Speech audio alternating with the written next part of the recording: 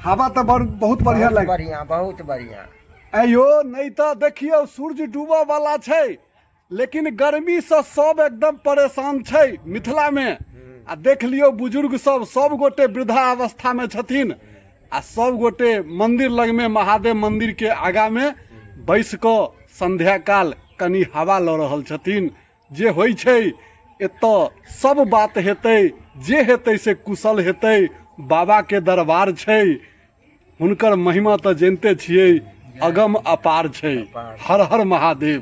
भोला बाबा से कहियन कि वर्षा देथिन, धान रोपनी के समय छै कि नहीं? बिया तैयारियो छै वह ने अगर पानी भ जाए तो जय जय भ जेतै मिथिला में। अयो सब खेत में बिया तैयार छै, बस वर्षा के इंतजार छै कि नहीं? जो वर्षा भ जाए तो जय जय भ जेतै, किसान सबके बल्ले बल्ले रहतै। तो ई तो महादेव कह सकै छथिन। हे महादेव दया करियो, कृपा करियो किसान सब पर, कियाकि अहीं के सहारे सब जीवैया, अहीं के सहारे सब रहैया।